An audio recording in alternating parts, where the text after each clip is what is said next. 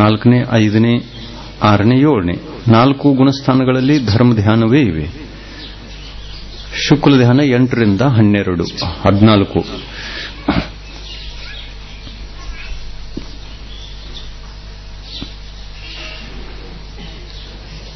ಯಾವುದು ಎಲ್ಲಿ ಬಂತು? ಜಗನ್ಯ ಉತ್ಕೃಷ್ಟ ಕಾಲ, ಮರಣಾಪೇಕ್ಷೆಯಿಂದ ಆಯ್ತಾ.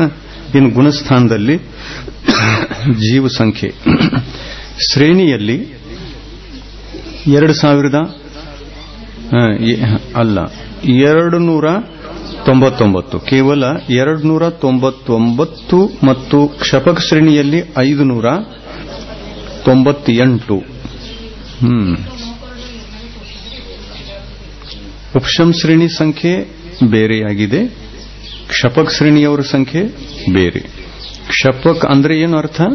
ಉಪಶಮ ಶ್ರೇಣಿಯನ್ನ ಹತ್ತುವಂತಹ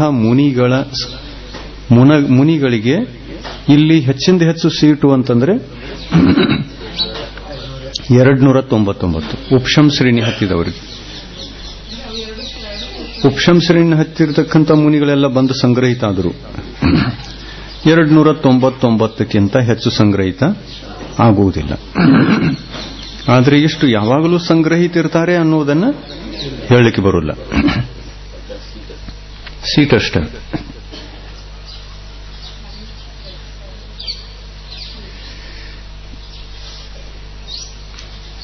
ಕ್ಷಪಕ ಶ್ರೇಣಿಯಲ್ಲಿ 598.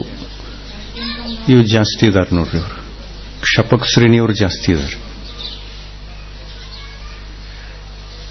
ಉಪಶಮ ಶ್ರೇಣಿ ಹತ್ತವರು ಕಮ್ಮಿ, ಕ್ಷಪಕ ಶ್ರೇಣಿಯವರಿಗೆ ಜಾಸ್ತಿ.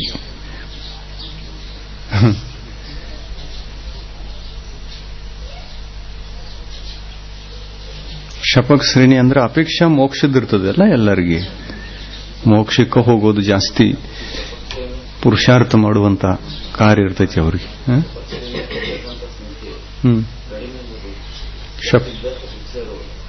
ಕ್ಷಪಕ ಶ್ರೇಣಿಯಲ್ಲಿ ಫಿಕ್ಸ್ ಇದಾವಲ್ಲ.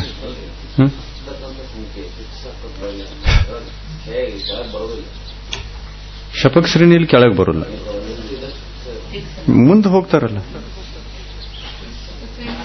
ಮುಂದೆ ಹೋದ್ರಲ್ಲ. ನೋಡ್ರಿ, 8ನೇ ಗುಣಸ್ಥಾನದೊಳಗೆ 508 ಇದ್ದಾರೆ ಅಂತಂದ್ರೆ ಮುಂದಿನ ಗುಣಸ್ಥಾನಗಳಲ್ಲಿ ಎಷ್ಟಿದಾರು? ಕ್ಷಪಕ ಶ್ರೇಣಿಯಲ್ಲಿ 598.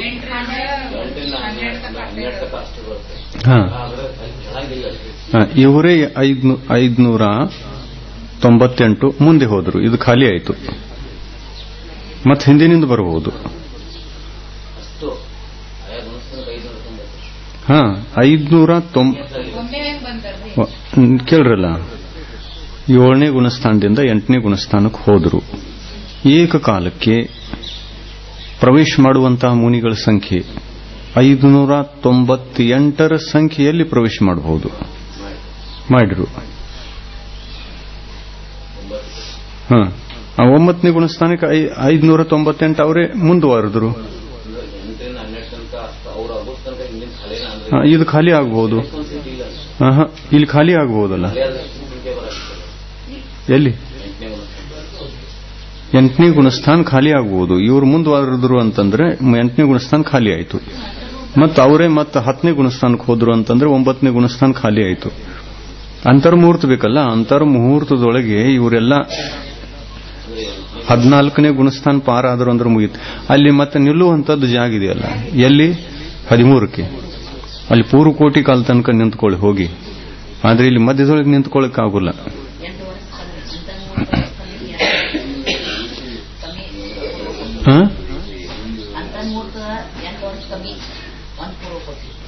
ಅಂತರ್ಮುಹೂರ್ತ 8 ವರ್ಷ ಅಂತರ್ಮುಹೂರ್ತ ಕಡಿಮೆ. 8 ವರ್ಷ ಪ್ಲಸ್ ಅಂತರ್ಮುಹೂರ್ತ ಕಡಿಮೆ. 1 ಪೂರ್ವಕೋಟಿ ಕಾಲದವರೆಗೆ 6ನೇ ಗುಣಸ್ಥಾನದಲ್ಲಿ ಇರಬಹುದು.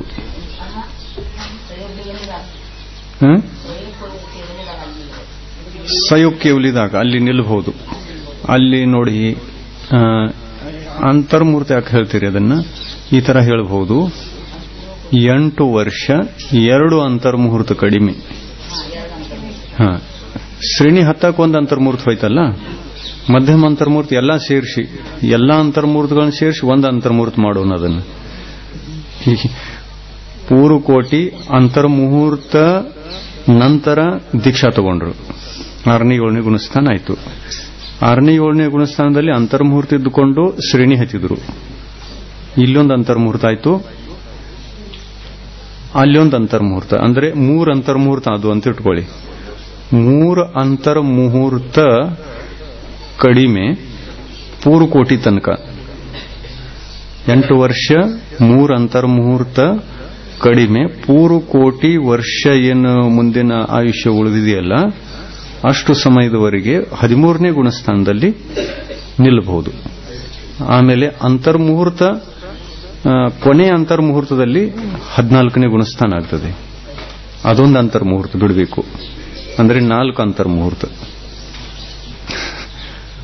4 ಅಂತರ್ಮುಹೂರ್ತ ಕಡಿಮೆ ಪೂರ್ವಕೋಟಿ ಆಯುಷ್ಯದವರೆಗೆ 13ನೇ ಗುಣಸ್ಥಾನದಲ್ಲಿ ನಿಲ್ಲಬಹುದು. ನಿಲ್ಲುವಂತ ಜಾಗ 6ನೇದು 7ನೇದು ಒಂದಿದೆ, ಅಥವಾ 13ನೇದು ಒಂದಿದೆ. ಮತ್ತೆ ಯಾವ ಗುಣಸ್ಥಾನದಲ್ಲೂ ನಿಲ್ಲಕ್ಕಾಗೋಲ್ಲ. ಅಲ್ಲಿ 6ನೇ 7ನೇ ಕೂಡಿಸಿ ನಿಲ್ಲಬಹುದು ಪೂರ್ವಕೋಟಿ ತನಕ.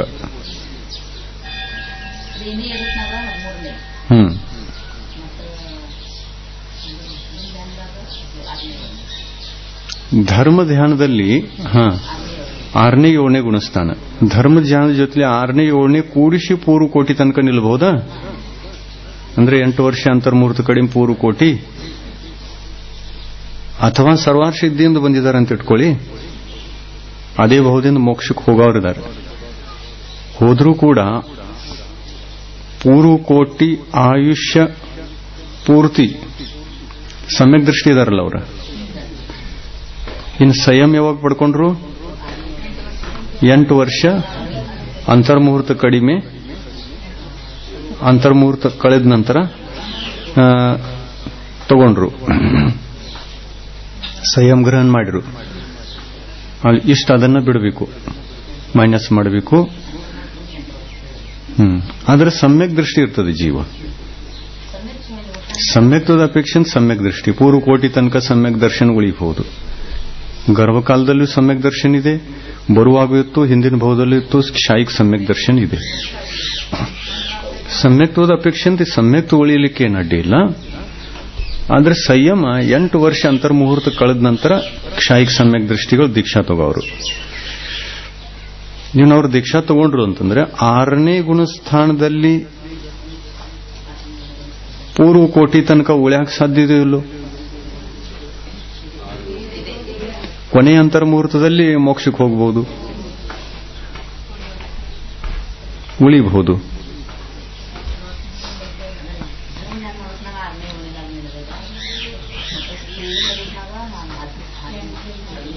ಶ್ರೇಣಿ ಏರುವಾಗ ಏರ್ತಾ ಏರ್ತಾ ಹೋಗಬೇಕು ಒಂದೊಂದು ಅಂತರ್ಮುಹೂರ್ತ ಇದ್ದುಕೊಂಡು 13ನೇ ಗುಣಸ್ಥಾನದಲ್ಲಿ ಉಳಿದ ಕಾಲನ್ನು ಕಳೀಬೇಕು. 14ನೇ ಗುಣಸ್ಥಾನದಲ್ಲಿ ಕೊನೆಯ ಅಂತರ್ಮುಹೂರ್ತ ಕಳೆದು ಮೋಕ್ಷಕ್ಕೆ ಹೋಗಬೇಕು. ಅಂದರೆ 4 ಅಂತರ್ಮುಹೂರ್ತ ಎಷ್ಟು ಹೇಳಬೇಕು? 4 ಅಂತರ್ಮುಹೂರ್ತ ಆಗ್ತವೆ.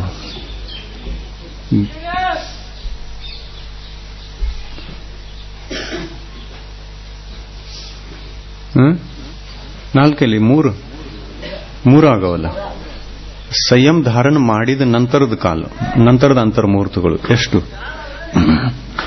6ನೇ 7ನೇ ಗುಣಸ್ಥಾನದಲ್ಲಿ ಒಂದು ಅಂತರ್ಮುಹೂರ್ತ, ತತ್ಕಾಲ ಶ್ರೇಣಿ ಹತ್ತಿದ್ರು, ಅದೊಂದು ಅಂತರ್ಮುಹೂರ್ತ. ಇನ್ನು 13ನೇ ಗುಣಸ್ಥಾನಕ್ಕೆ ಹೋದ್ರು, ಅಲ್ಲಿ ಪೂರ್ವಕೋಟಿ, ಅಲ್ಲಿ ಪೂರ್ವಕೋಟಿ ಕಾಲ ಕಳೆದ್ರು. ಅದೇ ಆಯುಷ್ಯದಲ್ಲಿಯ 14ನೇ ಗುಣಸ್ಥಾನದ ಅಂತರ್ಮುಹೂರ್ತ ಕಡಿಮೆ ಮಾಡಬೇಕು.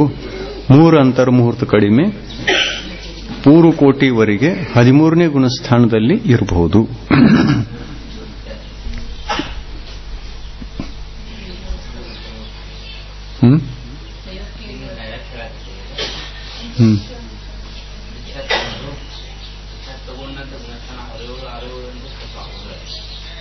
ಅದೇ ಎಲ್ಲ ಕೂಡಿಸಿ ಅಂತರ್ಮುಹೂರ್ತ.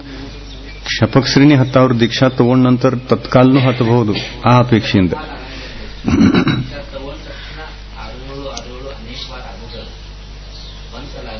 ಅದನ್ನ ಹಿಡಿದಿರೋದು. ಇವೆಲ್ಲ ಮಧ್ಯಮಾಂತರ ಮುಹೂರ್ತ ಇದಾವಲ್ಲ, 42 ಸಮಯ ಕಡಿಮೆ 48 ನಿಮಿಷದ ಒಳಗಡೆಗೆ ಶ್ರೇಣಿ ಹತ್ತಬಹುದು. ಶ್ರೇಣಿ ಹತ್ತಬಹುದೇನಿಲ್ಲ.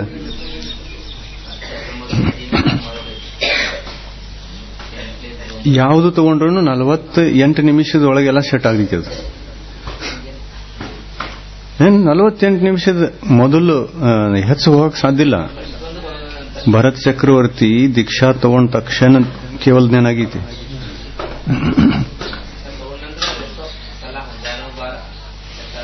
ಇರ್ಲಿಲ್ಲ. ಅದು ಅಂತರ್ಮುಹೂರ್ತದೊಳಗೆ ಸೆಟ್ ಆಗ್ತೈತಿ. ಅಂದ್ರೆ 1000 ಸಲ ಇರ್ಲಿ ಮತ್ತ 1,00,000 ಸಲ ಇರ್ಲಿ, ಎಲ್ಲ ಸೆಟ್. 42 ಸಮಯ ಕಡಿಮೆ 48 ನಿಮಿಷ ಕಾಲದ ಒಳಗೆ ಬೇಕಾದಷ್ಟು ಸಲ ನೀವು 6ನೇ 7ನೇ ಗುಣಸ್ಥಾನ ಮಾಡ್ಕೊಂಡು ಹೋಗ್ರಿ. ಮಧ್ಯಮ ಅಂತರ್ಮುಹೂರ್ತಗಳು ಅಸಂಖ್ಯಾತಿವೆ. ಅಸಂಖ್ಯಾತ ಮಧ್ಯಮ ಅಂತರ್ಮುಹೂರ್ತ ಇವೆ. ಅದನ್ನ ಹೇಳೋದು ನಾವು. ಒಟ್ ಟೋಟಲ್ ಕಾಮನ್ ಅಂತರ್ಮುಹೂರ್ತಗಳನ್ನ ಕೌಂಟ್ ಮಾಡಿತು ಅಂತಂದ್ರೆ 3 ಅಂತರ್ಮುಹೂರ್ತ ಕಡಿಮೆ 3 ಕೋಟಿ ವರ್ಷದವರೆಗೆ 13ನೇ ಗುಣಸ್ಥಾನದಲ್ಲಿ ಇದ್ದುಕೊಂಡು ಮೋಕ್ಷಕ್ಕೆ ಹೋಗ್ಬೋದು.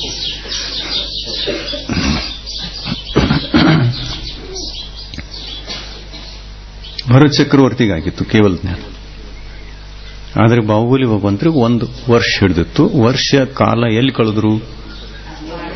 6ನೇ 7ನೇದರಲ್ಲಿ ಕಳೆದ್ರು. ಎದ್ರೊಳಗೆ 3 ಕೋಟಿ 8 ವರ್ಷ ಅಂತರ ಮುಹೂರ್ತಂತೂ ಅಸಂಯಮ ಕಾಲದಲ್ಲಿ ಹೋಯಿತು. ಸಂಯಮ ಕಾಲ ಬಂದಾಗ ಇವು 3 ಅಂತರ್ಮುಹೂರ್ತ ಆಗ್ತಾವ.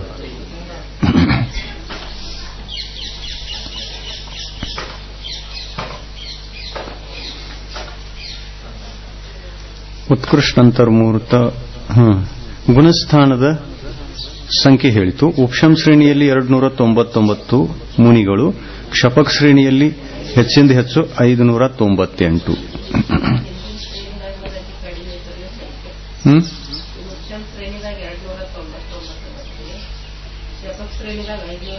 $598 ಮುನಿಗಳಿದ್ದು ಹೆಚ್ಚಾದ್ರು. ಹೆಚ್ಚಿರ್ತಾರೆ ಅಂದ್ರೆ ಸೀಟ್ಗಳು ಹೆಚ್ಚಿದವು. ಅಲ್ಲಿ ಹೋಗ್ತಾರೆ ಎಷ್ಟು ಇದು ಮಹತ್ವ ಅಲ್ಲ. ಏಕಕಾಲಕ್ಕೆ ಪ್ರವೇಶ ಆದರೂ 8ನೇ ಗುಣಸ್ಥಾನದೊಳಗೆ 598 ಜನ ಮಾತ್ರ ಪ್ರವೇಶ ಆಗಬಹುದು. ಒಮ್ಮೊಮ್ಮೆ ಖಾಲಿನೂ ಉಳಿಬಹುದು.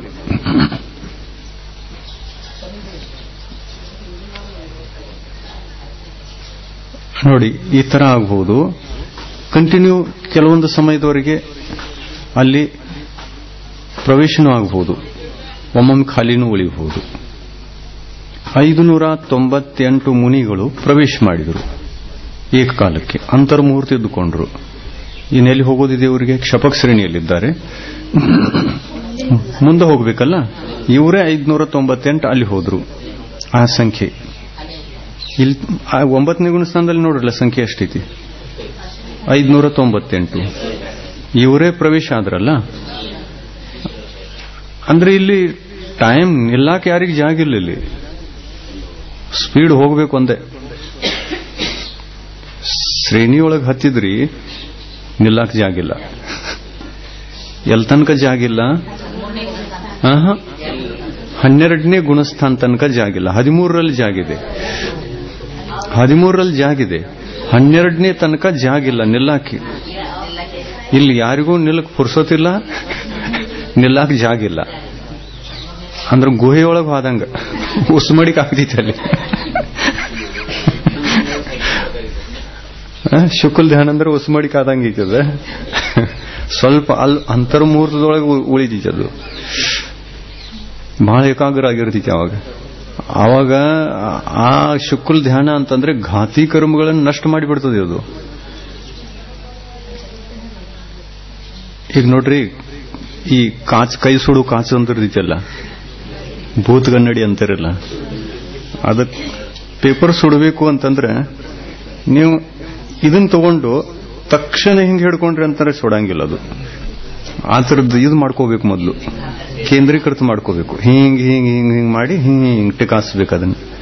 ಅವಾಗ ಧ್ಯಾನ ಆಯ್ತು. ಅಂತರ್ಮುಹೂರ್ತದೊಳಗೆ ಅದೆಲ್ಲ ಸುಟ್ಟು ಹೋಗ್ತದೆ.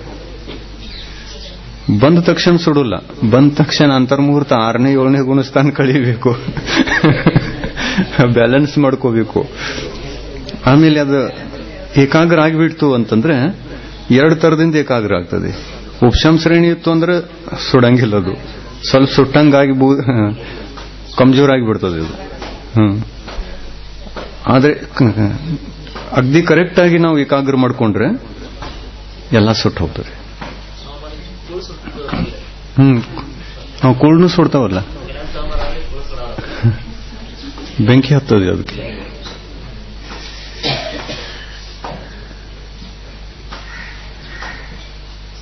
ಎಷ್ಟು ಶಕ್ತಿ ಇದೆ ನೋಡ್ರಿ ಆತ್ಮದೊಳಗೆ. ಆತ್ಮ ಶಾಂತಿ ಇದೆ, ಆದ್ರೆ ಕರ್ಮಗಳನ್ನು ಸುಡ್ತದೆ. ಕಾಂಸ ಅಗ್ದಿ ತಂಪಿದೆ. ಬರಪದೊಳಗಿಟ್ಟು ತೆಗೆದ್ರು ಹಿಂಗ್ ಮಾಡಿದ್ರು ಸುಡ್ತದೆ ಅದು. ಆತ್ಮ ಬೇಕಾದಷ್ಟು ನೋಡಿ. ಶುಕ್ಲ ಧ್ಯಾನ ಅಂತಂದ್ರೆ ಎಷ್ಟು ಶಾಂತ ಅವಸ್ಥೆ ಇದೆ. ಶುಕ್ಲ ಧ್ಯಾನ ಅಂತಂದ್ರೆ ಎಷ್ಟು ಶಾಂತ ಅವಸ್ಥೆ ಇದೆ. ಆ ಶಾಂತಿ ಒಂದು ಅಗ್ದಿ ಶಾಂತ. ಅದ್ರೊಳಗೆ ಕರ್ಮ ಹೆಂಗ್ ಸುಡಬೇಕು? ಗರಂ ಇರಬೇಕಲ್ಲ ಆತ್ಮ, ಸಂಕ್ಲೇಶ ಪರಿಣಾಮಗಳಲ್ಲಿ ಇರಬೇಕು, ಅವಾಗ ಸುಡ್ತಾವ ಕರ್ಮ. ಹಾಗಲ್ಲ, ಶಾಂತಿ ಇದ್ದಾಗ ಸುಡ್ತಾವ. ಆ ಕಾಚನ್ನ ನೀವು ಬರಪದಲ್ಲಿಟ್ಟು ತೆಗೀರಿ, ಸುಡಂಗಿಲ್ಲ. ಬರಪದೊಳಗೆ ಇಟ್ಟ ತಕ್ಷಣ ತೆಗೆಯೋದು ಮತ್ತು ಕಾಗದ ಸುಡಕ್ ಪ್ರಯತ್ನ ಮಾಡೋದು, ಸುಡ್ತದೆ ಅದು.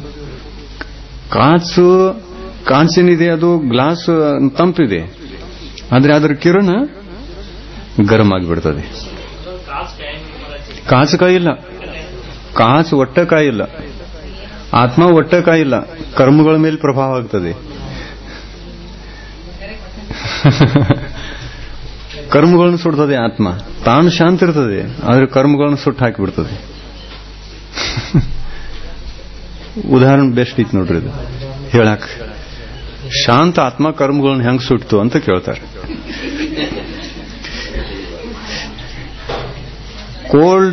ಕೋಲ್ಡ್ ಗ್ಲಾಸ್ ಪೇಪರ್ ಹೆಂಗ್ ಸುಟ್ಟಿತು ಅಂತ ಕೇಳಿದ್ರೆ ಕಿರಣಗಳಿಂದ ಸುಟ್ಟಿತು. ಕಿರಣ ಗರಮ, ಗ್ಲಾಸ ತಂಪು. ದುರ್ಮಿನ್ ಗ್ಲಾಸ್ ಅದು ನೋಡ್ರಿ. ಇದು ನೋಡ್ರಿ, ಸೂರ್ಯ ವಿಮಾನ ವಿಮಾನದ ಪೃಥ್ವಿ ಕಾಯಿಕ. ಆತಾಪ್ ನಾಮಕರ್ಮದ ಉದಯ ಇದೆ, ಆದ್ರೆ ಅದು ಸುಡ್ತಾ ಇದೆ. ಏನು ಅಲ್ಲಿ ತಂಪಿದೆ, ಅಲ್ಲಿ ಹೋಗಿ ಮನುಷ್ಯರು ಇಳಿಬಹುದು. ಆದ್ರೆ ಗರಂ ಇರೋದು ಏನಿದು? ಕಿರಣಗಳು ಗರಂ ಇದೆ.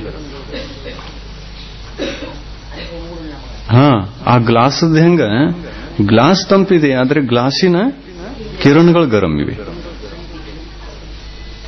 ಆ ತರ ಸೂರ್ಯ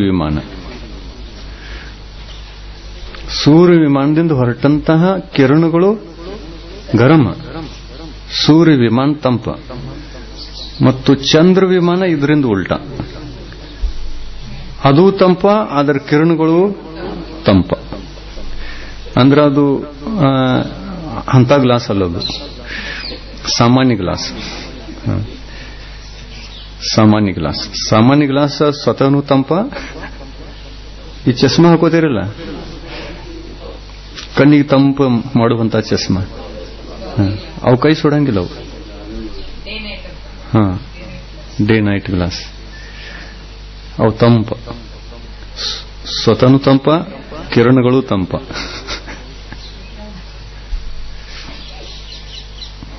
ಚಂದ್ರ ಗ್ಲಾಸ್ ಅನ್ಬೇಕಲ್ಲ, ಚಂದ್ರ ಚಸ್ಮಾ. ಡೇ ನೈಟ್ ಚಸ್ಮಾ, ಚಂದ್ರ ಚಸ್ಮಾ. ಕಣ್ಣಿಗೆ ಗರಂ ಬೇಕಾಗಿತ್ತು ಅಂತಂದ್ರೆ ಭೂತ ಗಣ್ಣಿಡಿ ಹಾಕೊಂಡ್ಬಿಡು.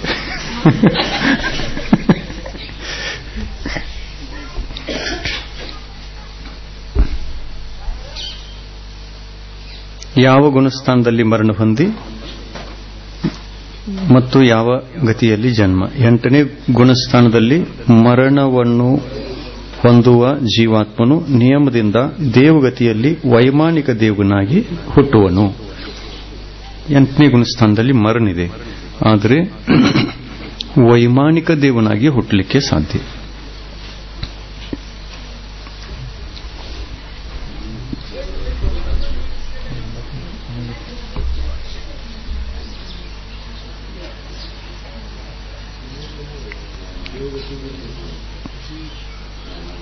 ಒಂಬತ್ತನೇ ಗುಣಸ್ಥಾನ ಅನಿವೃತ್ತೀಕರಣ.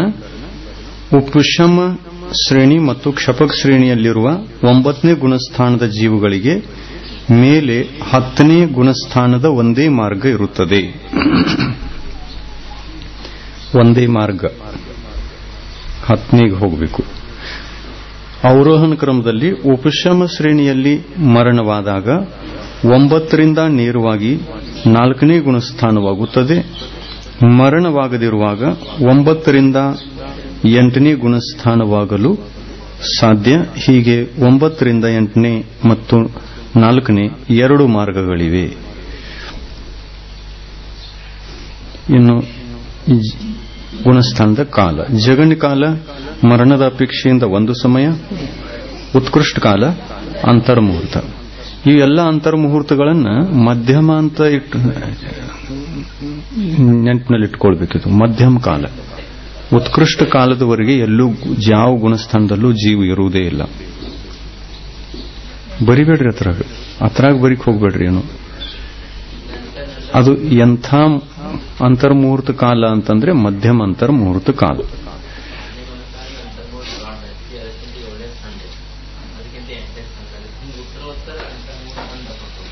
ಸಣ್ಣದಾಗಬಹುದು, ಆದ್ರೂ ಮಧ್ಯಮ, ಆದ್ರೂ ಎಲ್ಲ ಮಧ್ಯಮವು. ಇವೆಲ್ಲ ಮಧ್ಯಮ ಅಂತರ್ಮುಹೂರ್ತಗಳು. ಇನ್ನು ಮಧ್ಯಮದಲ್ಲಿ ಒಂದು ಸಣ್ಣದಿರ್ಬೋದು, ಒಂದು ದೊಡ್ಡದಿರ್ಬೋದು. ಎಲ್ಲಾ ಮಧ್ಯಮ ಅಂತರ್ಮುಹೂರ್ತಗಳನ್ನು ಸೇರಿಸಿದಾಗ ಒಂದು ಉತ್ಕೃಷ್ಟ ಅಂತರ್ಮುಹೂರ್ತ. ಅದು 2 ಸಮಯ ಕಡಿಮೆ 48 ನಿಮಿಷ. ಉತ್ಕೃಷ್ಟ ಅಂತರ್ಮುಹೂರ್ತದ ಕಾಲ ಎಷ್ಟು? 2 ಸಮಯ ಕಡಿಮೆ 48 ನಿಮಿಷ. ಇನ್ನು 48 ನಿಮಿಷ ಬಹಳ ಆಯ್ತಿದು. ಇಷ್ಟು ಈ ಗುಣಸ್ಥಾನಗಳಲ್ಲಿ ಇರಕ್ಕೆ ಸಾಧ್ಯ ಇಲ್ಲ. ಉತ್ಕೃಷ್ಟ ಅಂತರ್ಮೂರ್ತಿ ಯಾರೂ ಇರಲ್ಲ. ಅಸಂಖ್ಯಾತ ಅಂತರ್ಮೂರ್ತಗಳಾಗ್ತವೆ. ಇನ್ನು ಆ ಅಂತರ್ಮೂರ್ತಗಳಲ್ಲಿ ಯಾವ ಅಂತರ್ಮುಹೂರ್ತ 8ನೇ ಗುಣಸ್ಥಾನದ್ದು ಹೇಳೋದು ಕಷ್ಟ. ಆದರೂ ಒಂದು ಆ ವ್ಯತ್ಯಾಸವನ್ನ ಹೇಳಬೇಕು ಅಂತಂದ್ರೆ ಮೇಲಿನ ಗುಣಸ್ಥಾನಗಳ ಮಧ್ಯಮ ಅಂತರ್ಮುಹೂರ್ತಗಳು ಚಿಕ್ಕದಾಗಿರ್ತವೆ, ಕೆಳಗಿನವುಗಳು ದೊಡ್ಡದಾಗಿರ್ತವೆ ಅಂತ ಹೇಳಬಹುದು. 12ನೇ ಗುಣಸ್ಥಾನದಲ್ಲಿ ಹೋದ ತಕ್ಷಣ ಕೇವಲ ಜ್ಞಾನ. ಒಂದೇ ಅಂತರ್ಮುಹೂರ್ತದಲ್ಲಿ, ಚಿಕ್ಕ ಅಂತರ್ಮುಹೂರ್ತ ಅದು, ಒಂದೇ ಚಿಕ್ಕ ಅಂತರ್ಮುಹೂರ್ತದಲ್ಲಿ ಎಲ್ಲಾ ಕರ್ಮಗಳ ನಾಶ ಆಗ್ತದೆ. ಬಹಳ ಸ್ಪೀಡ್. ಒಂದು ಶ್ವಾಸದಲ್ಲಿ 18 ಸಲ ಜನ್ಮ ಮರಣ ಮಾಡಿಕೊಳ್ತಕ್ಕಂತಹ ಜೀವ. ಪರಿಣಾಮಗಳು ನೋಡ್ರಿ ಅಲ್ಲಿ ಎಂಥ ಪರಿಣಾಮಗಳು. ತಕ್ಷಣ ಈ ಕರ್ಮದ ನಿರ್ಜರ ಮಾಡ್ಕೋಬೇಕು. ಆಯು ಕರ್ಮದ್ದು, ವರ್ತಮಾನದ್ದು ಮುಂದಿಂದ ಕಟ್ಕೋಬೇಕು. ಸಾಯುಕ್ಕಿಂತ ಮೊದಲು ಕಟ್ಕೋಬೇಕಾ? ಸತ್ ನಂತರ ಕಟ್ಕೊಳ್ಳಿಕ್ ಆಗುಲ್ಲ. ಆ ತರ ಏನಾದ್ರೂ ಆಯ್ತಂದ್ರೆ ಮೋಕ್ಷಕ್ಕೆ ಹೋಗ್ಬೋದು ಜೀವ. ಆಯು ಕರ್ಮ ನಷ್ಟ ಆಯ್ತಂದ್ರೆ ಎಲ್ಲಾ ಕರ್ಮ ನಷ್ಟ ಆದಂಗ, ಮೋಕ್ಷಕ್ಕೆ ಹೋಗ್ತದೆ ಅದು. ಒಂದು ಶ್ವಾಸದಲ್ಲಿ 18 ಸಲ ಜನ್ಮ ಮರಣ, 18 ಸಲ ಆಯು ಕಟ್ಕೋಬೇಕು, 18 ಸಲ ಬಿಚ್ಚಬೇಕು. ಬಿಚ್ಕೊಳ್ಳೋಕ್ಕಿಂತ ಮೊದಲು ಕಟ್ಕೋಬೇಕು. ಪರಿಣಾಮಗಳು ಎಷ್ಟು ಫಾಸ್ಟ್ ಇದಾವ್ರಿ ಇವು. ತಿರ್ಗಂಚ ಆಯು ಕಟ್ಕೊಳ್ಳಿಕ್ಕೆ ಎಷ್ಟು ಬೇಕು? ಅಂತರ್ಮುಹೂರ್ತ ಬೇಕು. ಮುಂದಿನ ಆಯು ಕಟ್ಕ ಅಂತರ್ಮುಹೂರ್ತ. ಅದನ್ನು ಬಿಚ್ಚಿ ಹಾಕಲಿಕ್ಕೆ, ಜೀವನ್ ಜೀವಿಸಿ ಅದನ್ನ ನಿರ್ಜರ ಮಾಡಲಿಕ್ಕೆ ಅಂತರ್ಮುಹೂರ್ತ ಬೇಕಲ್ಲ. ಸವಿಪಾಕ ನಿರ್ಜರ.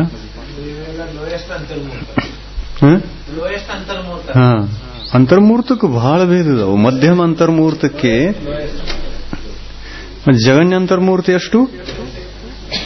1 ಆವಲಿ ಪ್ಲಸ್ 1 ಸಮಯ. ಇದು ಜಗನ್ಯ ಅಂತರ್ಮುಹೂರ್ತದ ಕಾಲ. 1 ಆವಲಿ ಅದು. ಒಂದು ಆವಲಿಗೆ ಅಂತರ್ಮುಹೂರ್ತ ಅನ್ಬೇಕು. ಮಧ್ಯಮ ಅಂತರ್ಮುಹೂರ್ತ ಎಷ್ಟದು ಅಂತಂದ್ರೆ ಇನ್ನು ಒಂದು ಆವಲಿಯಲ್ಲಿ ಒಂದು ಸಮಯ ಅಂದರೆ ಜಗನ್ಯ ಆಯ್ತು, ಎರಡು ಸಮಯ ಅಂತಂದ್ರೆ ಮಧ್ಯಮ ಅಂತರ್ಮುಹೂರ್ತ ಸ್ಟಾರ್ಟ್. ಅದು ಮೊದಲನೇ ಮಧ್ಯಮ ಅಂತರ್ಮುಹೂರ್ತ. ಅದು ಒಂದು ಆವಲಿ ಎರಡು ಸಮಯ, ಇದು ಮೊದಲನೇ ಮಧ್ಯಮ ಅಂತರ್ಮುಹೂರ್ತ. ಇನ್ನು 48 ನಿಮಿಷ ತನಕ ಎಷ್ಟು ಸಮಯಗಳಿವೆ ಅಲ್ಲ, ಎಷ್ಟಿದಾವತ್ರ ಸಮಯಗಳು? ಅಸಂಖ್ಯಾತ ಪಟ್ಟು ಸಮಯಗಳಿವೆ. ಅವು ಒಂದೊಂದು ಸೇರಿಸ್ಕೋಬೇಕು. ಒಂದು ಆವಲಿ 3 ಸಮಯ, ಒಂದು ಆವಲಿ 4 ಸಮಯ, ಒಂದು ಆವಲಿ 5 ಸಮಯ, ಒಂದು ಆವಲಿ ಇವೆಲ್ಲ ಮಧ್ಯಮ ಅಂತರ್ಮುಹೂರ್ತಗಳು. ಎಷ್ಟಂತ 10,000. ಇನ್ನು 8ನೇ ಗುಣಸ್ಥಾನದಲ್ಲಿ ಯಾವ ಮುನಿಗಳು ಯಾವ ಮಧ್ಯಮ ಅಂತರ್ಮುಹೂರ್ತದಿಂದ ಇದ್ದುಕೊಂಡು ಮುಂದಿನ ಗುಣಸ್ಥಾನಕ್ಕೆ ಹೋದರೂ ಕಲ್ಪನೆ ಮಾಡಲಿಕ್ಕೆ ಸಾಧ್ಯ ಇಲ್ಲ. ಕೇವಲಿಗಮ್ಯ ವಿಷಯ ಇದೆ. ಹೆಚ್ಚು ಕಡಿಮೆನೂ ಇರಬಹುದು, ಹೆಚ್ಚು ಕಡಿಮೆನೂ ಇರಬಹುದು. ಮುನಿಗಳು ಫಾಸ್ಟ್ ವಿಶುದ್ಧಿ ಇತ್ತು ಅಂತಂದ್ರೆ ಫಾಸ್ಟ್ ಹೋಗಿಬಿಡ್ತಾರು, ಮಧ್ಯಮ ವಿಶುದ್ಧಿ ಇತ್ತು ಅಂದ್ರೆ ಮಧ್ಯಮ ಗತಿಯಿಂದ ಹೋಗ್ತಾರೆ, ಜಗನ್ಯ ವಿಶುದ್ಧಿ ಅಂದ್ರೆ ಜಗನ್ಯ ಗತಿಯಿಂದ ಹೋಗ್ತಾರೆ. ನಮ್ ಪರಿಣಾಮ. ಈ ವಿದ್ಯಾರ್ಥಿಗಳು ಎಲ್ಲರೂ ಕಂಟೆಸ್ಟ್ ಮಾಡುವುದಂತಂದ್ರೆ ಎಲ್ಲರಿಗೂ ಏಕಾಏಕಿ ಕಂಟೆಸ್ಟ್ ಆಗಿರ್ತವೆ ಎಲ್ಲರಿಗೆ, ಆದ್ರೆ ಹೇಳುವಂಥದ್ದು ಎಲ್ಲರಿಗೆ ಫಾಸ್ಟ್ ಆಗುಲ್ಲ. ಕಂಟೆಸ್ಟ್ ಆಗಿದ್ದರೂ ಒಬ್ರು ಸಾವಕಾಶ ಹೇಳ್ತಾರು, ಒಬ್ರು ಮೀಡಿಯಂ ಗತಿಯಿಂದ ಹೇಳ್ತಾರು, ಒಬ್ರು ಫಾಸ್ಟ್ ಹೇಳ್ಬಿಡ್ತಾರು.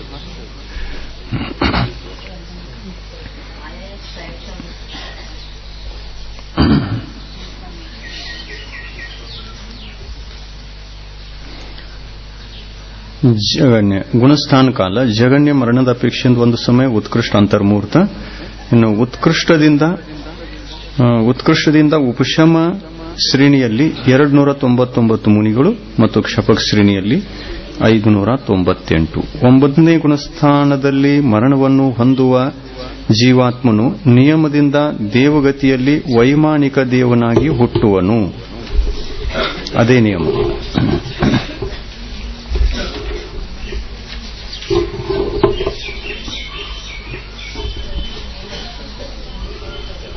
ಹತ್ತನೇ ಗುಣಸ್ಥಾನ ಸೂಕ್ಷ್ಮ ಸಂಪ್ರಾಯ. ಆರೋಹಣ ಕ್ರಮ 10ರಿಂದ 11 ಅಥವಾ 12 ಎರಡು ನೇರವಾದ ಮಾರ್ಗಗಳಿವೆ. 10ನೇ ಗುಣಸ್ಥಾನದಿಂದ ಉಪಶಮ ಶ್ರೇಣಿಯವರು 11ಕ್ಕೆ ಹೋಗ್ತಾರೆ, ಕ್ಷಪಕ ಶ್ರೇಣಿಯವರು 12ಕ್ಕೆ ಹೋಗ್ತಾರೆ. ಆದ್ದರಿಂದ ನೇರ ಕ್ರಮ ಮಾರ್ಗಗಳು 2. ಉಪಶಮ ಶ್ರೇಣಿಯಲ್ಲಿ ಇರುವ 10ನೇ ಗುಣಸ್ಥಾನವರ್ತಿ ಜೀವಗಳಿಗೆ ಮೇಲೆ 11ನೇ ಗುಣಸ್ಥಾನಕ್ಕೆ ಹೋಗುವ ಒಂದೇ ಮಾರ್ಗವಿದೆ. ಕ್ಷಪಕ ಶ್ರೇಣಿಯಲ್ಲಿರುವ 10ನೇ ಗುಣಸ್ಥಾನವರ್ತಿ ಜೀವಗಳಿಗೆ ಮೇಲೆ 12ನೇ ಗುಣಸ್ಥಾನಕ್ಕೆ ಹೋಗುವ ಒಂದೇ ಮಾರ್ಗವಿದೆ. ಹೀಗೆ 10ನೇಯದರಿಂದ ಮೇಲೆ ಹೋಗುವ 2 ನೇರ ದಾರಿಗಳಿವೆ.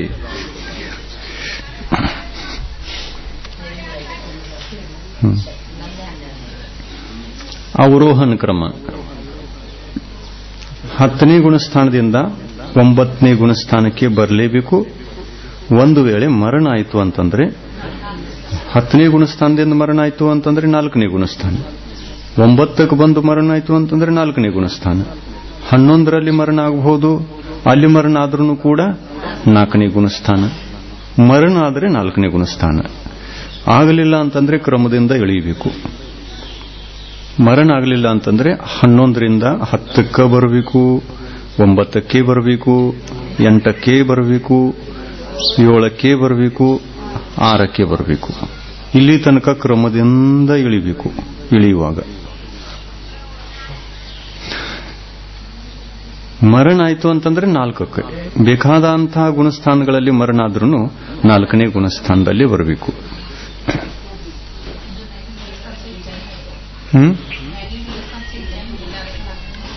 ಮ್ಯಾಲಿನ ಗುಣಸ್ಥಾನಗಳಲ್ಲಿ ಜನ್ಮ ಇಲ್ಲ, ವಿಗ್ರಹಗತಿ ಇಲ್ಲ.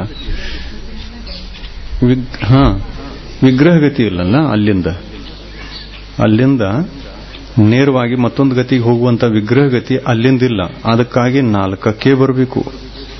ಮರಣ ಇದೆ, 4ರಲ್ಲೂ ಮರಣಿದೆ, 11ರಲ್ಲೂ ಮರಣಿದೆ. ಮರಣಿದ್ರೆ ಏನಾಯ್ತು? ವಿಗ್ರಹಗತಿ ಬೇಕೋಬೇಡ. ಇನ್ನು ವಿಗ್ರಹಗತಿ ಆಗುವಂತಹ ಗುಣಸ್ಥಾನದಲ್ಲಿ ಮರಣ ಆದ್ರೆ ವಿಗ್ರಹಗತಿಯಿಂದ ಹೋಗಬಹುದು. ಅದಕ್ಕಾಗಿ 9ನೇ ಮೊದಲಾದ 6ರಿಂದ ಎಲ್ಲಿ ತನಕ ವಿಗ್ರಹಗತಿ 5ರಲ್ಲೂ ಇಲ್ಲ. 5ರಿಂದ 11ರವರೆಗೆ ವಿಗ್ರಹಗತಿ ಇಲ್ಲ. ಆದ್ದರಿಂದ 4ನೇ ಗುಣಸ್ಥಾನಕ್ಕೆ ಬರ್ತಾನೆ ಜೀವ. ಮರಣ ಅಲ್ಲಿ ಆಯ್ತು, ಗುಣಸ್ಥಾನ 4ನೇದಾಗಿಬಿಡ್ತು. ಇನ್ನು 4ನೇ ಗುಣಸ್ಥಾನ ಯಾಕೆ ಆಯಿತು ಅನ್ನಬಹುದು. ವಿಗ್ರಹಗತಿಯಲ್ಲಿ 9ನೇದು ಯಾಕೆ ಉಳಿಲಿಲ್ಲ? ಶ್ರೇಣಿಯಲ್ಲಿ ಸತ್ತಿರತಕ್ಕಂಥ ಗುಣಸ್ಥಾನ ಯಾಕೆ ಉಳಿಲಿಲ್ಲ? ಶ್ರೇಣಿಯಲ್ಲಿ ಸಾಯಿತು ಜೀವ, ಆದ್ರೆ 9ನೇ ಗುಣಸ್ಥಾನ ವಿಗ್ರಹಗತಿಯಲ್ಲಿ ಯಾಕೆ ಉಳಿಲಿಲ್ಲ? ಯಾಕೆ ಉಳಿಲಿಲ್ಲ? ಅದಕ್ಕೆ ಕಾರಣ ಏನು? ನಿಜವಾದ ಕಾರಣ ಯಾಕಿಲ್ಲ ಅದು ಸಂಯಮ?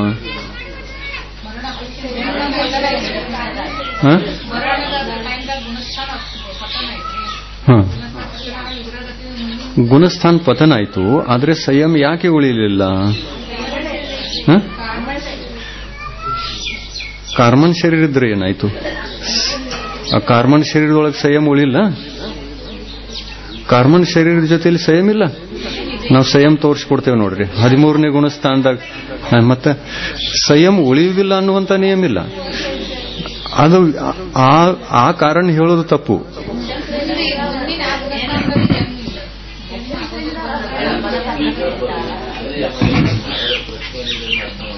ಪ್ರಶ್ನೆ ಏನಿದೆ ಅದನ್ನ ಅರ್ಥ ಮಾಡ್ಕೋರಿ. ನಾವೇನ್ ಕೇಳ್ತಾ ಇದ್ದೀವಿ? ಕೇಳ್ರಿ. ವಿಗ್ರಹಗತಿಯಲ್ಲಿ ಸಂಯಮ ಉಳಿಲಿಲ್ಲ. ಯಾವ ಕಾರಣದಿಂದ ಉಳಿಲಿಲ್ಲ? ಎಲ್ಲ ತಪ್ಪು. ಈ ತರ ಹೇಳ್ರಲ್ಲ, ಜೀವ ಎಲ್ಲಿ ಹೊಂಟಿದ್ದಾನೆ? ದೇವಗತಿಗೆ ಹೊಂಟಿದ್ದಾನೆ. ದೇವಾಯುಧ ಉದಯ ಯಾವಾಗ ಆಯ್ತು? ಮನುಷ್ಯಾಯು ಸಮಾಪ್ತ ಆದಾಗ ದೇವಾಯು ಉದಯ ಆಯಿತು. ದೇವಾಯುಧ ಉದಯ ಜೊತೆಯಲ್ಲಿ ಯಾವ ಗುಣಸ್ಥಾನ ಇರಬೇಕು? ಇದನ್ನ ಹೇಳ್ರಲ್ಲ.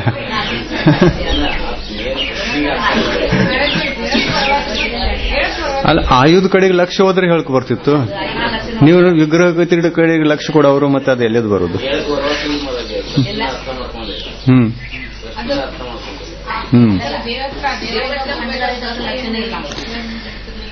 ಮರಣ ಆಗುವ ತನಕ ಯಾವ ಆಯುಧ ಉದಯ ಇರ್ತದೆ?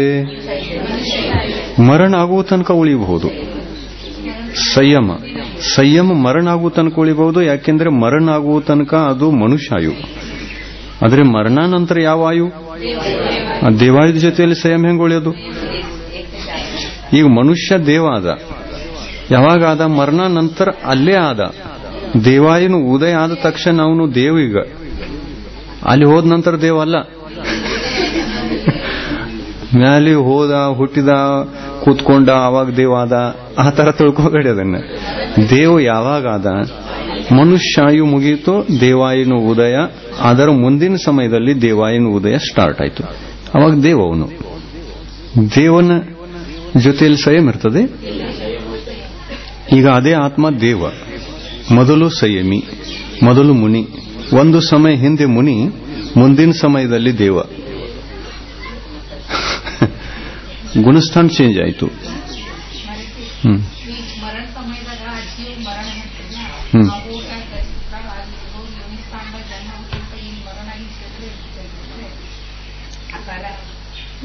ಶರೀರದ ಆಕಾರ ಇರಬಹುದು. ಆಕಾರ ಇರಕೇನು? ಆಕಾರದೇನು ಪ್ರಶ್ನೆ ಬರಲಲ್ಲ. ಆಕಾರ ಇರಬಹುದು, ಆದ್ರೆ ಗುಣಸ್ಥಾನಗಳಿಲ್ಲ.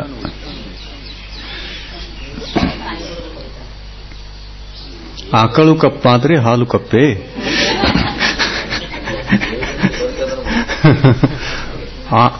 ಆಕಳು ದೊಡ್ಡದಾಗಿದ್ದರೆ ಹಾಲು ದೊಡ್ಡದೇ. ಹಾಲು ದೊಡ್ಡದು ಅಲ್ಲ, ಸಣ್ಣದು ಅಲ್ಲ. ಆಕಳದ ಆಕಾರ ಬೇರೆ, ಹಾಲದ ಆಕಾರ ಬೇರೆ. ಆಕಳು ದೊಡ್ಡದಾದ್ರೆ ಹಾಲು ದೊಡ್ಡದೇ.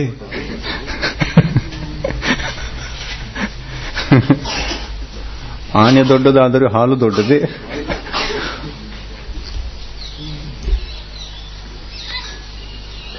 ಇದು ಗೊತ್ತಾಯ್ತಲ್ಲ. ಸಂಯಮ ಯಾಕೆ ಇರುವುದಿಲ್ಲ ಅನ್ನೋದು ಗೊತ್ತಾಯ್ತಾ? ವಿಗ್ರಹಗತಿ ಕಾರಣ ಅಥವಾ ದೇವಾಯು ಕಾರಣ? ದೇವಾಯು ಕಾರಣ. ವಿಗ್ರಹಗತಿ ಅಂತಂದ್ರೆ ಮತ್ತೆ ವಿಗ್ರಹಗತಿ ಅಲ್ಲೂ ಇದೆಯಲ್ಲ 13ನೇ ಗುಣಸ್ಥಾನದಲ್ಲಿ. ಕಾರ್ಮನ್ ಶರೀರ, ಕಾರ್ಮನ್ ಕಾಯೋಗ, ಅದು ಯಥಾಖ್ಯಾತ ಸಂಯಮದ ಜೊತೆಯಲ್ಲಿದೆ.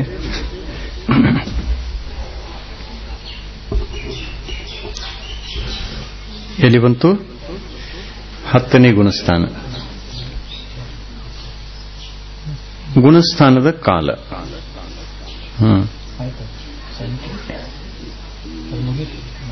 ಮರಣ ನಂತರ ಒಂದು ಸಮಯದಾಯಿತು. ಗುಣಸ್ಥಾನದ ಸಂಖ್ಯೆ ಉತ್ಕೃಷ್ಟದಿಂದ ಉಪಶಮ ಶ್ರೇಣಿಯಲ್ಲಿ 299. ಅದೇ ಸಂಖ್ಯೆ ಕಂಟಿನ್ಯೂ ಆಗ್ತಾ ಇದೆ ನೋಡ್ರಿ, 299.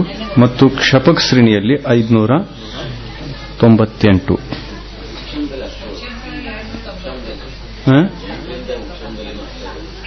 8ರಿಂದ ಉಪಶಮದಲ್ಲೂ ಅಷ್ಟೇ ಇದೆ ಮತ್ತು ಶಪಕದಲ್ಲೂ ಅಷ್ಟೇ ಇದೆ. ಇದನ್ನೆಲ್ಲ ಜೋಡಿಸಿರಿ ನೋಡೋಣ.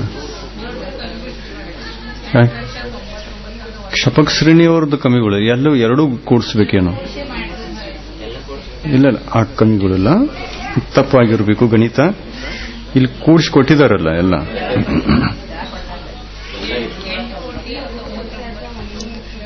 ಇಲ್ಲಿ ನೋಡ್ರಿ, 14ನೇ ಗುಣಸ್ಥಾನದಲ್ಲಿ ಏನ್ ಹೇಳಿದ್ರು? ಉತ್ಕೃಷ್ಟದಿಂದ 598, 14ನೇ ಗುಣಸ್ಥಾನದ ಸಂಖ್ಯೆ. ಇನ್ನು 13ನೇ ಗುಣಸ್ಥಾನದ ಉತ್ಕೃಷ್ಟ ಸಂಖ್ಯೆ ಎಷ್ಟು? 13ನೇ ಗುಣಸ್ಥಾನದ ಉತ್ಕೃಷ್ಟ ಸಂಖ್ಯೆ ಇಲ್ಲಿ ಹೆಚ್ಚಾಯಿತು.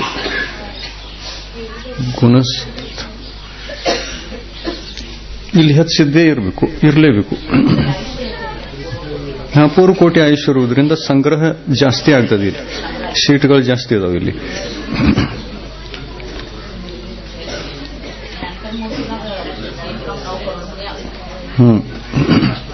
ಇವೆಲ್ಲ ಕೂಡಿಸಿದ್ರೆ ಅಷ್ಟ ಬರ್ತಾವ. 13ನೇ ಗುಣಸ್ಥಾನ ಕೂಡಿಸ್ಬೇಕಲ್ಲ, ಶ್ರೇಣಿದಷ್ಟು ಕೂಡಿಸ್ಕಿದ್ರಿ. ಮತ್ತೆ 13ನೇ ಗುಣಸ್ಥಾನ ಏನ ಇದಲ್ಲ, 9 ಕೋಟಿಯಲ್ಲಿ 13ನೇ ಗುಣಸ್ಥಾನೂ ಇದೆ. 6ನೇ ಗುಣಸ್ಥಾನದಿಂದ ಎಲ್ಲ ಕೂಡಿಸ್ಬೇಕು. 6ನೇ ಗುಣಸ್ಥಾನದಲ್ಲಿ ಎಷ್ಟು ಹೇಳಿದ್ರು ಅದನ್ನು ತಗೊಳ್ಳೋದು. 7ನೇ ಗುಣಸ್ಥಾನದಲ್ಲಿ 8ನೇ ಗುಣಸ್ಥಾನ ಎಲ್ಲಾ ಸಂಖ್ಯೆ ಕೂಡಿಸ್ತು ಅಂತಂದ್ರೆ ಅಷ್ಟೇ ಬರ್ತದೆ. ಇದು 3 ಕಮ್ 9 ಕರೋಡ್.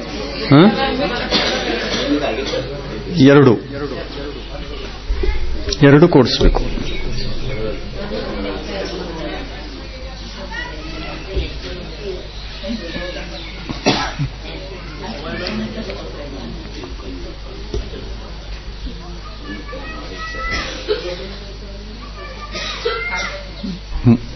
ಮೊಬೈಲ್ ಮ್ಯಾಗ ಕೂಡಿಸಿ ನೋಡ್ರಿಲ್ಲ, ಆಗೈತಿ. ಇದಲ್ಲದು ಗಣಿತ.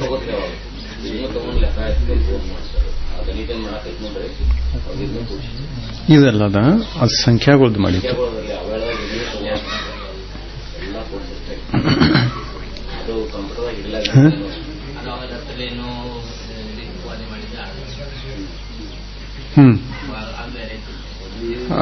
ಅದು ಇದು ಸಾಗರ ಅವೆಲ್ಲ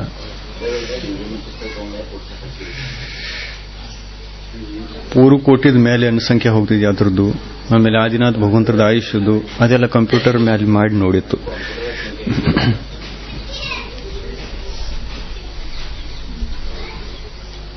ಯಾವ ಗುಣಸ್ಥಾನ? 11ನೇ.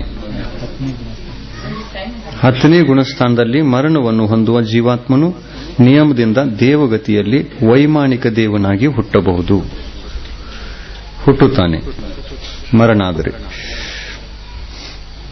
11ನೇ ಗುಣಸ್ಥಾನ ಉಪಶಾಂತ ಮೋಹ. ಮೇಲ್ಗಡೆಗೆ ಹೋಗುವ ಯಾವ ಮಾರ್ಗವೂ ಇಲ್ಲ, ಬಂದಾಯ್ತು ಮಾರ್ಗ. ಮ್ಯಾಲ್ ಛತ್ ಐತಿ, ಮಾಳಿಗೆ ಐತಿ, ಯಾವುದೂ ಮಾರ್ಗ ಇದಿಲ್ಲ, ಏರಕ್ ದಾರಿ ಇಲ್ಲ. 12ನೇ ಗುಣಸ್ಥಾನದ ಮಾಳಿಗಿದೆ, ಆದ್ರೆ ಹೋಗಲಿಕ್ಕೆ ದಾರಿ ಇಲ್ಲ. ಅವರೋಹಣ ಕ್ರಮದಲ್ಲಿ ಉಪಶಮ ಶ್ರೇಣಿಯಲ್ಲಿ ಮರಣವನ್ನು ಹೊಂದಿದ ನಂತರ 11ರಿಂದ ನೇರವಾಗಿ 4ನೇ ಗುಣಸ್ಥಾನವಾಗುತ್ತದೆ. ಇನ್ನು ಉಳಿದ ಇದು ಮರಣವಾಗದಿರುವಾಗ ಇಳಿಯುವ ಕ್ರಮದಲ್ಲಿ 10ನೇ ಗುಣಸ್ಥಾನವಿರುತ್ತದೆ. ಹೀಗೆ 11ರಿಂದ ಕೆಳಗೆ ಇಳಿಯುವ 2 ದಾರಿಗಳು ಇರುತ್ತವೆ. 2 ದಾರಿ ಇದೆ. ಒಂದು 10ಕ್ಕೆ ಬರಬೇಕು, ಇಲ್ಲ ಅಂತಂದ್ರೆ ಮರಣ ಮಾಡಿಕೊಂಡು 4ನೇ ಗುಣಸ್ಥಾನಕ್ಕೆ ಹೋಗಬೇಕು. ಇನ್ನು ಗುಣಸ್ಥಾನದ ಕಾಲ, ಜಗನ್ಯ ಕಾಲ, ಉತ್ಕೃಷ್ಟ ಕಾಲ. ಜಗನ್ಯ ಮರಣದ ಅಪೇಕ್ಷೆಯಿಂದ ಒಂದು ಸಮಯ, ಉತ್ಕೃಷ್ಟ ಅಂತರ್ಮುಹೂರ್ತ. ಗುಣಸ್ಥಾನದಲ್ಲಿ ಜೀವ ಸಂಖ್ಯೆ, ಉತ್ಕೃಷ್ಟದಿಂದ ಉಪಶಮ ಶ್ರೇಣಿಯಲ್ಲಿ 299. ಉಪಶಮ ಶ್ರೇಣಿಯ ಸರ್ವ ಸಂಖ್ಯೆ ಇಲ್ಲಿ ಕೊಟ್ಟಿದ್ದಾರೆ ನೋಡ್ರಿ. ಉಪಶಮ ಶ್ರೇಣಿಯ ಸರ್ವ ಸಂಖ್ಯೆ ಎಲ್ಲ ಕೂಡಿಸಿ 1196. ಇದನ್ನು ಕೂಡಿಸ್ಬೇಕು. ಅದರೊಳಗೆ ಕೂಡಿಸಿ ನೋಡಿದ್ರಲ್ಲ, ಬಂತು, ಬರ್ತೈತಿ.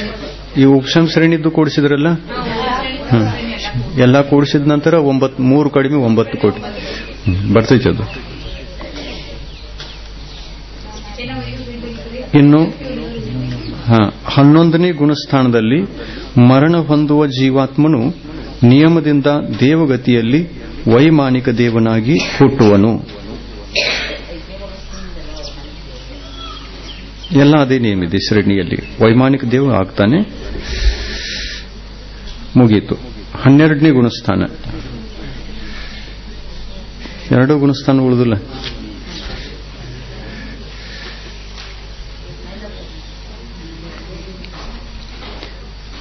ಸಯೋಗ ಕೇವಲಿ ಅಲ್ಲ, ಕ್ಷೀಣಮೋಹ ಗುಣಸ್ಥಾನ 12ನೇದು. ಮೇಲೆ ಹೋಗಲು 13ನೇ ಗುಣಸ್ಥಾನದ ಒಂದೇ ಮಾರ್ಗವಿರುತ್ತದೆ. ಕೆಳಗೆ ಇಳಿಯಲು ಯಾವ ಮಾರ್ಗವೂ ಇರುವುದಿಲ್ಲ.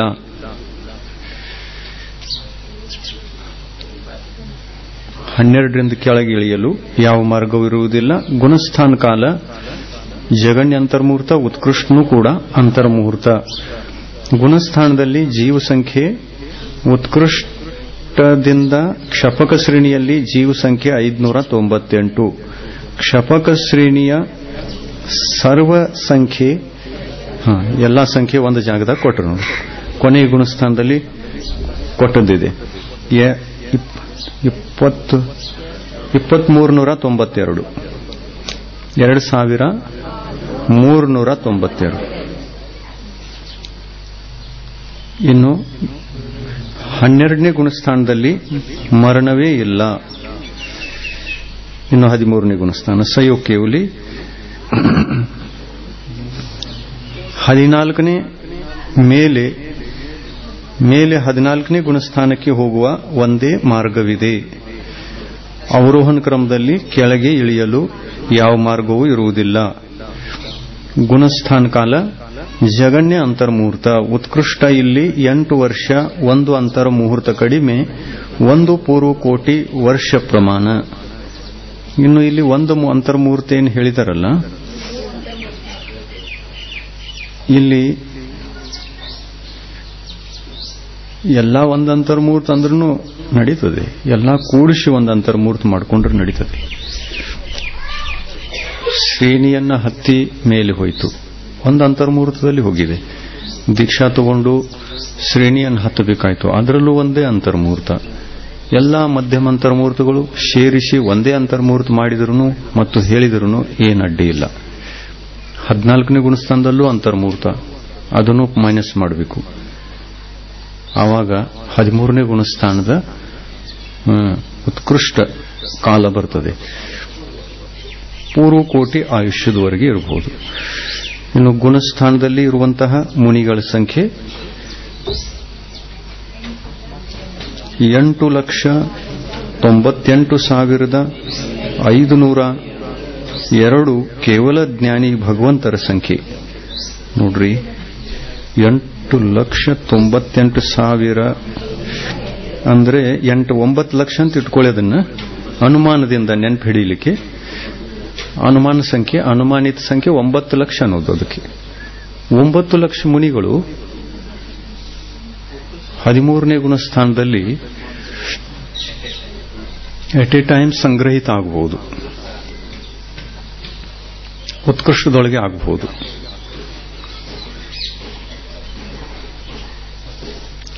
ಒಂದು ಕ್ಷಣ ಇಷ್ಟು ಸಂಖ್ಯೆ 9 ಲಕ್ಷದಲ್ಲಿ ಇದ್ದು ಕೆಲವೊಬ್ರು ಅಲ್ಲಿ ಉಳಿಬಹುದು, ಕೆಲವರು ಮುಂದುವರಿಬಹುದು. ಹಿಂದಂತೂ ಜಾಗಿಲ್ಲ.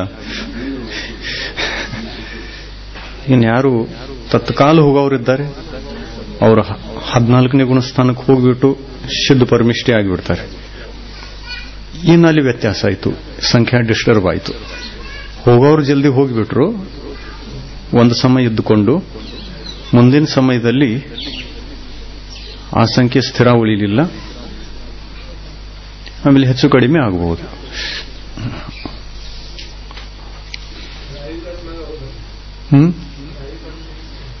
ಆಯುಕರ್ಮದ ಮೇಲಿಂದಲ್ಲ, ಅಲ್ಲಂತೂ ಅಕಾಲ ಮರಣಿಲ್ಲ ಯಾರಿಗೂ. ಏನು ಆಯುಕರ್ಮ ಅಂತರ್ ಮುಹೂರ್ತದ ಉಳಿದಿತ್ತು ಅಂತಂದ್ರೆ ಹೋಗ್ಬಿಡ್ತಾರೆ. ಮತ್ತು ಯಾರಿಗೆ ದೀರ್ಘಿದೆ ಅವರು ನಿಂತ್ಕೊಂಡು ಬಿಡ್ತಾರೆ. ಅಲ್ಲಿ ನಿಂತ್ಕೊಂಡ್ರು ಅಂತಂದ್ರೆ ಅವ್ರ ಸಂಖ್ಯೆ ಕಮ್ಮಿ ಆಯಿತು, ಉತ್ಕೃಷ್ಟ ಸಂಖ್ಯೆ ಉಳಿಲಿಲ್ಲ. ಇನ್ನು 14ನೇ ಗುಣಸ್ಥಾನ ಆಯಿತು. ಇದೊಂದೇ ಇದೆ. ಅಯೋಕೇವಲಿ ಸಿದ್ಧ ಮೇಲೆ ಸಿದ್ಧ ಪರಮಿಷ್ಠಿ ಪದವನ್ನು ಪಡೆಯುವ ಒಂದೇ ಒಂದು ಮಾರ್ಗವಿದೆ. ಸಿದ್ಧ ಪರಮಿಷ್ಠಿಗಳು ಗುಣಸ್ಥಾನಾತೀತರು. ಅವರೋಹನ ಕ್ರಮ 14ನೇ ಗುಣಸ್ಥಾನದಿಂದ ಕೆಳಗೆ ಇಳಿಯಲು ಯಾವ ಮಾರ್ಗವೂ ಇರುವುದಿಲ್ಲ. ಯಾರ್ದು ಮೊಬೈಲ್ ಬಾರಿಸ್ಕದೈತಿ? 14ನೇ ಗುಣಸ್ಥಾನದಿಂದ ಕೆಳಗೆ ಇಳಿಯಲು ಯಾವ ಮಾರ್ಗವೂ ಇಲ್ಲ. ಗುಣಸ್ಥಾನ ಕಾಲ ಜಗನ್ಯ ಅಂತರ್ಮೂರ್ತ, ಉತ್ಕೃಷ್ಟ ಅಂತರ್ಮೂರ್ತ. 14ನೇ ಗುಣಸ್ಥಾನದ್ದು ಈ ಊರು ಇಲ್ರಿ ಅಂತೀವಲ್ಲ, ಅದು ಕೂಡ ಅಂತರ್ಮುಹೂರ್ತ. ಅದನ್ನು ಕಡಿಮೆ ಅಂತ ಹೇಳಕ್ಕಾಗಲ್ಲ, ಅದು ಕೂಡ ಅಂತರ್ಮುಹೂರ್ತ. ಒಂದು ಅವಲಿಯಲ್ಲಿ ಯಾರು ಹೇಳಕ್ ಸಾಧ್ಯ ಇದೆ? ಒಂದು ಅವಲಿ ಕಾಲ ಒಂದು ಸಮಯದಲ್ಲಿ ಈ ಊರಿಲ್ರಿ ಅಂದ್ರೂ ಜಗನ್ಯ ಅಂತರ್ಮೂರ್ತ ಆಯ್ತು. ಅದು ಕೂಡ ಜಗನ್ಯ ಅಂತರ್ಮೂರ್ತ ಆಯ್ತು. ಇನ್ನು ಒಂದು ಅವಲಿ ಕಾಲದ ಒಳಗಡೆಗೆ ಯಾವುದು ಈ ತರ ಉಚ್ಚಾರಣೆ ಮಾಡೋದು ಸಾಧ್ಯ ಇಲ್ಲ, ಅದಕ್ಕಾಗಿ ಅಂತರ್ಮೂರ್ತ ಅಂತ ತಕ್ಕೊಂಡಿದ್ದಾರೆ. ಗುಣಸ್ಥಾನದಲ್ಲಿ ಜೀವ ಸಂಖ್ಯೆ ಉತ್ಕೃಷ್ಟದಿಂದ 598, 6ನೇ ಗುಣಸ್ಥಾನದಿಂದ 14ನೇ ಗುಣಸ್ಥಾನದವರೆಗಿನ ಒಟ್ಟು 3 ಕಡಿಮೆ 9 ಕೋಟಿ ಮುನಿಗಳಾಗುತ್ತಾರೆ. 8 9 9 9 9 9 9 7. ಇದು ನೋಡ್ರಿ ಮುನಿಗಳ ಫೋನ್ ನಂಬರ್. ಇದು ಜರ ಮೊಬೈಲ್ದಾಗ ನಂಬರ್ ಒತ್ತಿ ನೋಡ್ರಿ, ವಿದೇ ಕ್ಷೇತ್ರಕ್ಕೆ ಹೋಗ್ತಿದ್ದೆ ನೋಡ್ರಿ. 8 ಇದಾವ, 1 0 ಕೂಡಿಸ್ಕೊಂಡ್ ಬಿಡೋದು, 1 ಹಚ್ಚೋದು.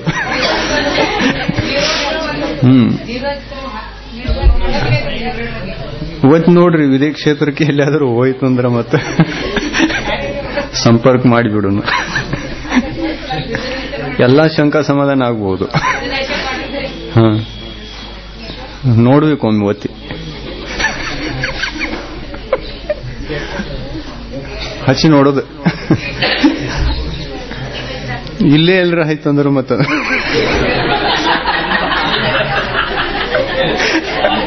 ಇದು ಯಾವ ಮುನಿಗಳದ್ದು ಅಂತ ಕೇಳವ್ರೆ. ಯಾರ್ರೀ ನೀವು? ಅಸ್ತಿತ್ವದಲ್ಲಿಲ್ಲ. ಇದು ಮುನಿಗಳದ್ದು ಅಸ್ತಿತ್ವದಲ್ಲಿ ಹೆಂಗೆ